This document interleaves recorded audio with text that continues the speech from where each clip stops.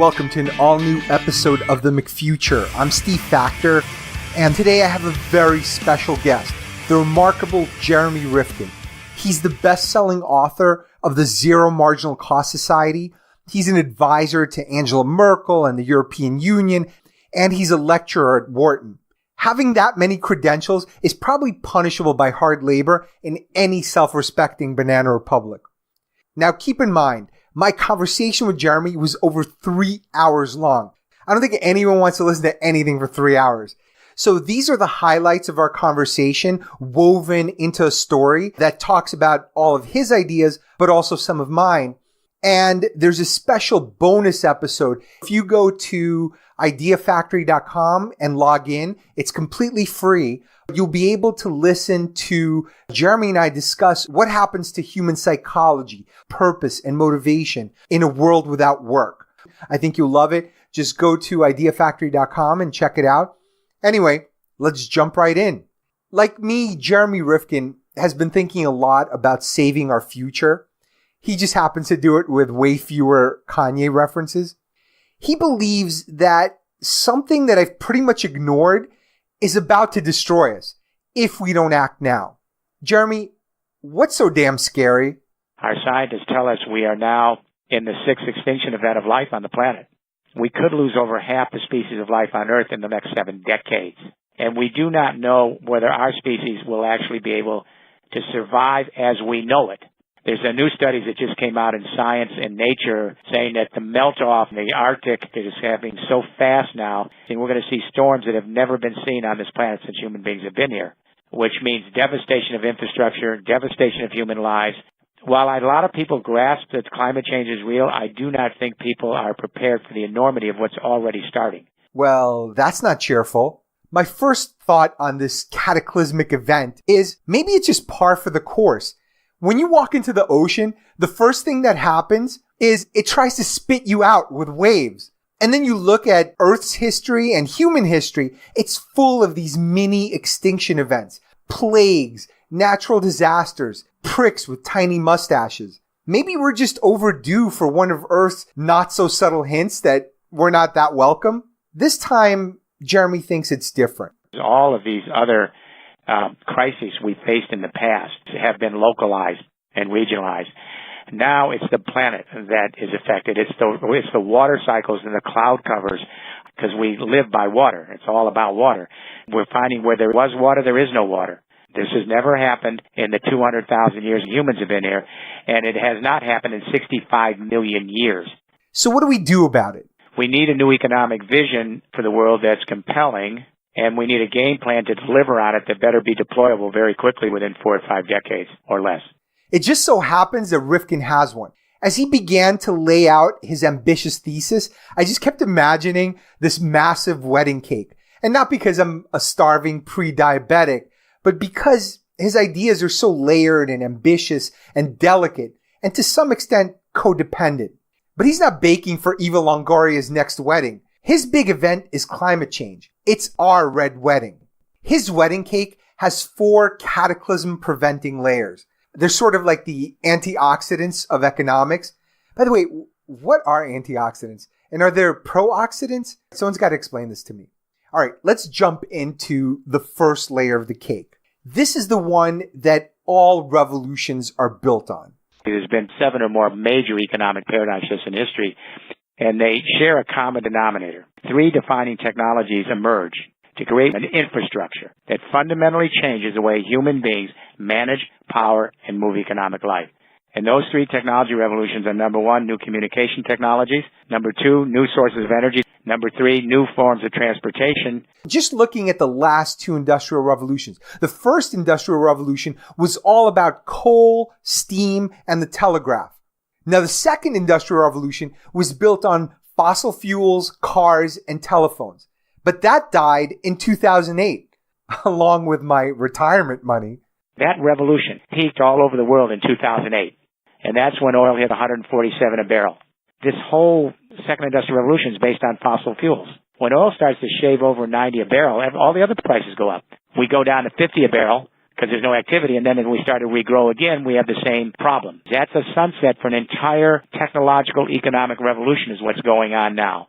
So what does the next revolution look like? Let's talk about the second layer of this cake. According to Rifkin, we're already inside a third industrial revolution, and it has no less than 3 internets. Bet you had no idea there are 3 internets. It's impossible to have missed our first internet, which is the internet of communication. It's now mature, even if the people on it are not. Hashtag LOL, hashtag OMG. Then there's the internet of transportation. Companies like Uber are cobbling together wireless and GPS and payment platforms to organize consumers and drivers into a pretty seamless experience. And then when sun god Elon Musk makes our horseless carriages driverless, efficiency is going to go through the roof, a solar roof. That brings me to the Internet of Energy. It's going to be built with smart grids and solar and batteries. People and businesses are going to be able to produce, store, and share energy more easily than Kanye tweets. I needed to throw in a Kanye reference. You do understand, right? These 3 internets ride on top of this platform called the Internet of Things. We put in sensors in all the devices. We connect them. They can talk to each other. They can talk to us. So every business can find ways to change the way they manage power and move their value chains. This third industrial revolution platform only operates to its optimum if it's open and transparent, if it's collaborative, if it's crowdsourced. It gets its real productivity gains by millions of small players scaling together. Rifkin believes the Internet of Things has one big trick up its sleeve. In the next 40 years, we have one last massive surge of wage and salaried labor that's going to engage everyone in the world for 2 generations. We have to build out the infrastructure of the Internet of Things platform. But this boom has a dark side. You didn't think this was going to be all good news, did you? Our third industrial revolution will be our last, according to Rifkin. Now, I never say never, but he thinks that this is going to mark the end of mass employment. So the same way that drivers know that their profession is going to go full robot in 10 to 20 years, Rifkin's giving us 40 years notice, which is way better than the 2 weeks I gave my last employer. I'll wait here while you guys adjust your 401k deductions. As you save your shekels, just know that Rifkin and I will be up all night hatching an alternative economic system that isn't based on mass employment. To be fair, he's a little bit ahead of me on this. Let's talk about the third layer. As data starts gushing from every physical object, this wired up Orwellian wonderland that we've created is going to become super efficient. So efficient, according to Rifkin, that it'll bring marginal costs of goods and services to near zero. That's right. Each additional unit of everything will cost nada, nothing, zilch. And that's a good thing because you'll also be unemployed, as I mentioned earlier. Rifkin's argument is rooted in how the communications internet reduced the marginal cost of making and distributing information to near zero. Click once, distribute to millions without a single Xerox or stamp. Of course, the challenge of using free platforms like Gmail and YouTube and Facebook as examples is they're not free at all. We've made a deal with the devil. They're subsidized by advertising by companies that are selling real products for real profits in the real world. But Rifkin makes a compelling case for how this is already happening with energy. In Germany, we're at 32% of our electricity is now solar and wind at near zero marginal cost. We'll be 100% by 2040. 25 years from now, we're going to have everybody producing their own electricity. It's going to be as cheap as your smartphones for communication. We know this. It's even happening in transportation. Starting with the millennials, their children and grandchildren, they're not going to own cars again. They're moving toward an automated GPS driverless car sharing networks. And for every car shared, 15 cars are being eliminated. So you remember Larry Burns, the former executive VP of General Motors till 5 years ago? So Larry's now at University of Michigan. He did a study of Ann Arbor. He said, hell, right now, as incipient as this little transportation, internet, and car sharing is, we can eliminate 80% of the vehicles in Ann Arbor. If Larry's right, We're going to eliminate 80% of the vehicles in the next 3 generations. The other 200 million vehicles will be electric. They'll be fuel cell. They'll be operating by near zero marginal cost renewable energy. They will be 3D printed with recycled composite materials, and they're going to be driverless at near zero marginal cost. But can physical goods follow that same path? Look, it's impossible to deny that technology has driven the price of clothing, food, and gadgets lower and lower. But making physical goods near zero? I saw one big obstacle to that vision: suppliers. Unless a company owns the entire supply chain from sourcing the materials through distribution, they have to rely on other companies, on third parties. And each one of them demands some sort of markup or profit margin. Marginal costs can go down, but never reach anywhere near zero, or as I call it, the point of indifference. At that point, why not close up shop and take your Roomba out for a romantic roll? Let's say Apple becomes fully automated. It operates at full efficiency and it's powered by, butterflies. Even with zero spent on energy and labor, it would still need to buy screens from Samsung, chips from Qualcomm, distribution through Verizon, and shipping with FedEx. To consumers, the incremental cost isn't going to be zero because those companies, they want a profit. They need a profit. They have their own suppliers to pay. Why would anyone do anything in this world? Rifkin believes that temporary monopolies may be part of the answer. Right after the dot-com bust, the Federal Reserve of Kansas City had a little meeting. And they asked Larry Summers and Bradford DeLong, University of California, to issue a paper on what this whole Internet thing means. Where's this heading? So Larry Summers put out this paper, and he said, well, look, this Internet revolution is going to be as important as the electricity revolution. This is going to be a game changer. The problem is if we go to near zero marginal cost, and he was just talking about the communication Internet, how do we make money? And he said, the only way you do this is to have temporary monopolies. The market can't really do this anymore. In some ways, it's the ultimate success of capitalism. Capitalism always believed that the whole key is to be able to be entrepreneurial enough so that technology allows you to increase your productivity, reduce your marginal cost, but we just never expected it would be an ultimate success, and then you wouldn't need the profit. So Larry Summers' point of view is, well, we have to have monopolies. This is the former president of Harvard. Now let's talk about the fourth and final layer. As costs start to near zero, Rifkin envisions replacing capitalism itself with something that's more fair, efficient, and collaborative. In fact, he calls this the collaborative commons. You could think of it as kind of a mashup between the sharing economy, cooperatives, and regulation. I'll explain. Rifkin calls the sharing economy the first transformative new economic system since capitalism and socialism. Now, I've been far less kind. I've argued that there's not a whole lot of sharing or collaborating. Sharing labor is basically working for less without benefits or certainty. And sharing property on Airbnb is bite-sized renting. And having to do any of those basically amounts to survival. But in Rifkin's rosier vision, he sees prosumers, people creating and sharing products and services the same way they do WordPress posts today. Part of the day you'll be working in the market, part of the day in the sharing economy, part of the day profits, part of the day freely giving.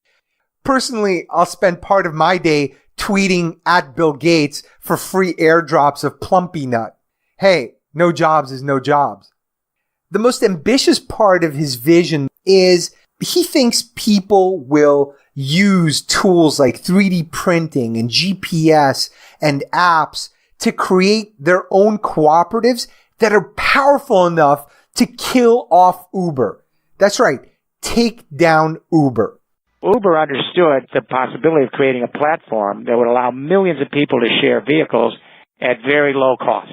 What they haven't anticipated, and we see this on the ground in Europe, and I think it's starting to spread to Asia. We'll see if it spreads here. Lots of drivers are saying, well, wait, what the hell do we need Uber for? Anybody can set up a GPS site. This is not rocket science, setting up a GPS site. And then we get a cooperative. They're now starting to see how the electricity cooperatives have succeeded. They all got low-interest loans from the banks.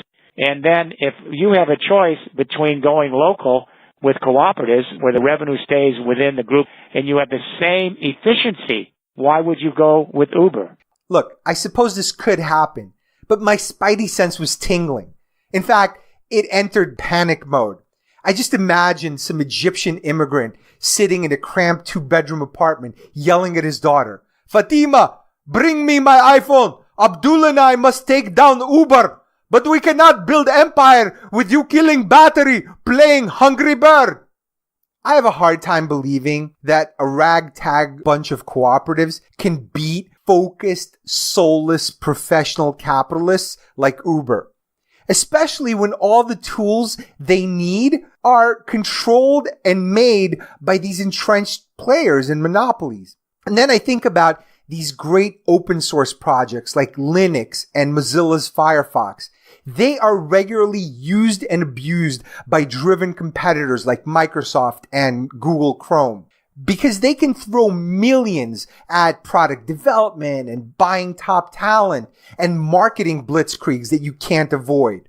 I've laid out extensive arguments on how we're rocketing towards monopoly in almost every single industry. Comcast CEO is not just going to throw up his hands and go, "Well, we've done all we can. The people have spoken. Here's the keys. And by the way, check behind the couch. That's where we keep the Lindbergh baby." No, they're going to fight to protect their turf. They're going to use crushing litigation, acquisitions, and buy congressmen by the bushel.